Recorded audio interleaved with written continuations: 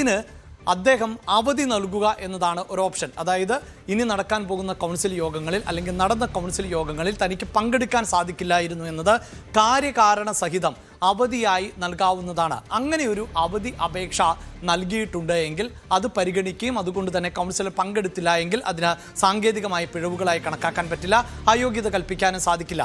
ഇവിടെ ഇനി അറിയേണ്ടത് ഈ കഴിഞ്ഞ 2 യോഗങ്ങളിൽ സുഗതൻ പങ്കെടുക്കാതിരുന്നപ്പോൾ കൃത്യമായും അവധി അപേക്ഷ നൽകിയിരുന്നോ എന്നതാണ്.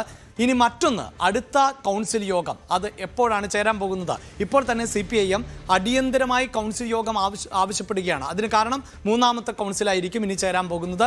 നിലവിൽ സുഗതന് അതിൽ പങ്കെടുക്കാൻ പറ്റാത്തൊരു സാഹചര്യമുണ്ട്. അങ്ങനെയെങ്കിൽ അയോഗ്യത എന്ന ആവശ്യം ഉന്നയിക്കാം എന്നുള്ളതാണ്.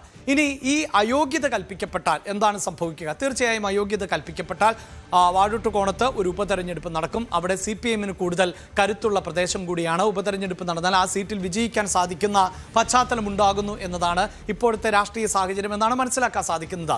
BJPക്ക് ഭരണം നഷ്ടമാകുമോ എന്നതാണ്. ഞാൻ സൂചിപ്പിച്ചു കഴിഞ്ഞു, ഈ തദ്ദേശ സ്ഥാപനങ്ങളുടെ ഭരണത്തെ ഭരണപക്ഷം പ്രതിപക്ഷം എന്നൊന്നും നമുക്ക് വിലയിരുത്താൻ പറ്റില്ല. തിരുവനന്തപുരം കോർപ്പറേഷനിൽ ആകെ 101 കൗൺസിലർമാരാണ് ഉള്ളത്. അതിൽ BJPക്ക് 50 അംഗങ്ങളുടെ പിന്തുണയാണുള്ളത്.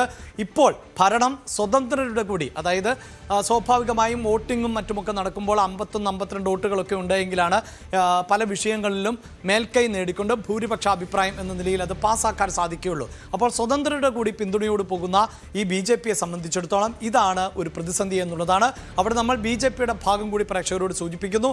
ഒരു തരത്തിലുമുള്ള ആശങ്കയുമില്ല എന്നാണ് BJP പറയുന്നത്. അയോഗ്യത ഭീഷണി ഇല്ല എന്ന് മേയറായിട്ടുള്ള VV രാജേഷ് തന്നെ വ്യക്തമാക്കിയിട്ടുണ്ട്. അതോടൊപ്പം ഇപ്പോൾ സുഗതൻ നേരിട്ടുകൊണ്ടിരിക്കുന്നതെല്ലാം രാഷ്ട്രീയ പ്രേരിതമായ കേസുകൾ എന്നുകൂടിയാണ് VV രാജേഷ് വ്യക്തമാക്കുന്നത്, BJP പറയുന്നത്.